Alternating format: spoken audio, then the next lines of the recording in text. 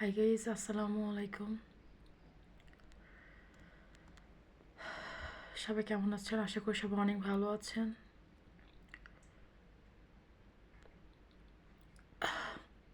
আলহামদুলিল্লাহ, আমিও ভালো আছি আপনাদের দোয়ায়। তো আজকে একটা দুর্ঘটনাতে আমি খুব ভালোভাবে জখম হয়েছি, যেটা আসলে সবাইকে একদিন চলে যেতে হয়, কেউ আগে কেউ পরে, হয়তো বা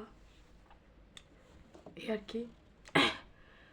তো আজকে খুব কষ্ট হইতেছে, কারণ আমার পাশে যদি আজকে সেই মানুষটা থাকতো তাহলে হয়তো এত কষ্ট আমার হইতো না। কারণ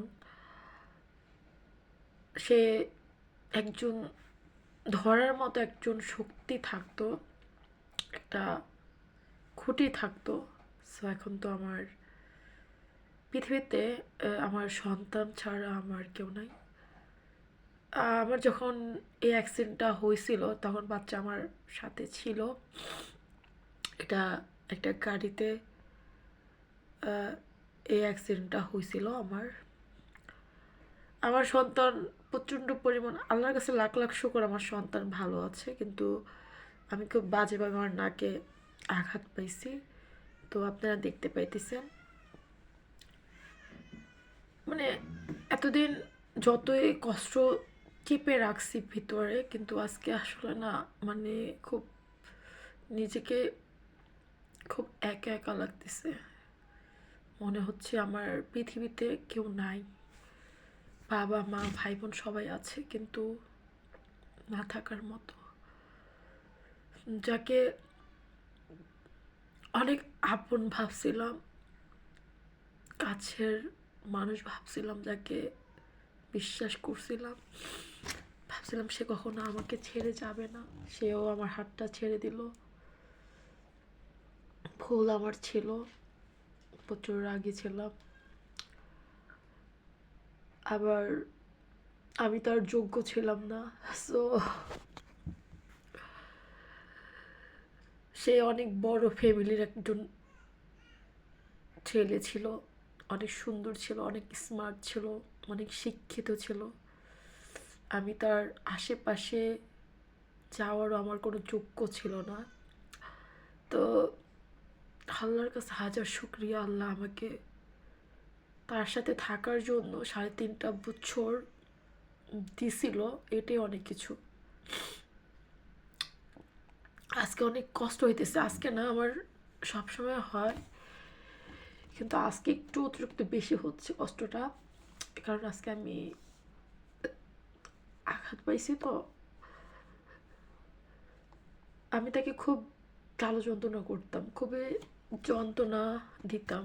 আমি যখন কষ্ট পাইতাম, না হলে মেবি ব্যথা পাইতাম, না হলে আমার কোনো যন্ত্রণা হইতো, তখন আমি ওকে প্রতি সেকেন্ডে সেকেন্ডে ডিস্টার্ব করতাম। আমার এটা হয়েছে, আমার ওটা হয়েছে, ওকে বলতাম। কারণ আমি তাকে আমার আপন ভাবতাম, তাকে আমি আমার কাছের মানুষ মনে করতাম, তাকে আমার আত্মার আত্মা মনে করতাম। ভাবতাম তার কাছে বললে হয়তো বা আমার কষ্টটা একটু কমবে, কিন্তু সে আমাকে সবসময় ইগনোর করতো, সবসময় আমায় অবহেলা করতো। আমি কখনো বুঝতে পারতাম না, আর বুঝতে পারলেও আমি চুপ করে থাকতাম। কারণ আমি তার প্রচণ্ড ভালোবাসতাম, আজও তাকে আমি ভালোবাসি। যতদিন বেঁচে থাকবো একতরফা ভালোবেসে যাব, কিন্তু সে আমার না, সে আজ অন্য কারো। কিন্তু আমি তারে, যতদিন আমার নিঃশ্বাস আছে ততদিন আমি তাকে ভালোবেসে যাব। হয়তোবা একতরফায়, হয়তোবা অনেক দূর এসে কখনো তার কাছে যাওয়ার সৌভাগ্য হবে না। সবাই আমার জন্য দোয়া করবেন। আমার নাকে প্রবলেম ভিতরে হয়েছে, হয়তোবা চেক আপ করতে হবে, চেক আপ করে দেখতে হবে। প্রচুর পরিমাণ ব্লাড বের হয়েছিল যখন আমার অ্যাক্সিডেন্টটা হয়েছিল।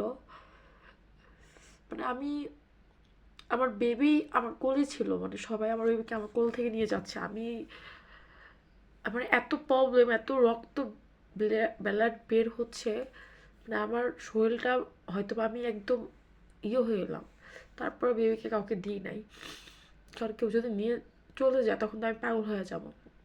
এত রিস্ক নিয়ে বেবিকে কোলের ভিতরে রাখছে। আমার বেবি তখন, আমার বাচ্চা আমার এগুলো দেখে কান্না, মানে ও ও হাউমাউ করে কান্না করতেছে, মানে আমি ওকে সান্ত্বনা দিচ্ছি, মানে আমি এত যন্ত্রণা ছটফট করতেছি, তারপর আমি ওকে সান্ত্বনা দিচ্ছি, কারণ আমার বাচ্চা অলরেডি অনেক ভয় পাইছে।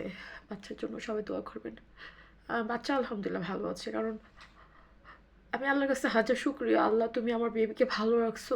এত বড় অ্যাক্সিডেন্টের ভিতরে তুমি আমার হয়েছে, নো প্রবলেম, সমস্যা নেই, কারণ আমার যন্ত্রণা ব্যথা এখন আর গায়ে লাগে না, কারণ এগুলো সহ্য করে নেওয়ার মতো ক্ষমতা আমার আছে, কারণ অনেক বড় আঘাত, আমি প্রাপ্য একটা মেয়ে, একটা মানুষ, যে আঘাতটা আমার শখের মানুষ আমাকে দিছে। তো এটা খুবই সিম্পল ব্যথা, এটা কোনো ব্যথা না আমার জন্য। বড় ধরনের ব্যথা সহ্য করে নিচ্ছি, আর এটা তো কোনো ব্যথাই না। তো আর কিছু বলবো না, সবাই ভালো থাকবেন। আমি এটা চেক আপ করতে হবে ভিতরে কি প্রবলেম হয়েছে, হয়তো বা মেবি এটা খুব বাজেভাবে ফেটে গেছে, রক্ত প্রচুর ঝরে ঝরে বের হয়েছে, এখনও মেবি হাতটা আমার আছে রক্ত, আমার হাতটা মনে ধুয়ে ফেলছে, এখন নাই। সবাই আমার জন্য দোয়া করবেন, আমার সন্তানের জন্য দোয়া করবেন। আমি আমার সন্তানকে হারাইতে চাই না, আমি ওরা ছাড়া থাকতে পারবো না, আজকে বলতেছি। আমি সবসময় বলি আমি আমার সন্তানকে দিয়ে দেব, কিন্তু আমি কখনো ওরে ছাড়া থাকতে পারবো না, কারণ ও ছাড়া আমার পৃথিবীতে কেউ নাই। কিন্তু কি করে রাখবো আমি, আমি তো নিজেই ঠিক নাই, আমি তো নিজে অসুস্থ, ধীরে ধীরে অসুস্থ হয়ে পড়তেছি। আমি ওর ভালোর জন্য ওকে ওদের কাছে দিব, কিন্তু ওরা তো ওর ভালো চাইবো না। সৎ মা তো কখনো আপন মা হয় না, ওরা তো আমার বাচ্চাকে প্রতি সেকেন্ডে সেকেন্ডে কষ্ট দেবে, আমি তো দেখবো না। ভালো থাকবেন, সুস্থ থাকবেন, আসসালামু আলাইকুম।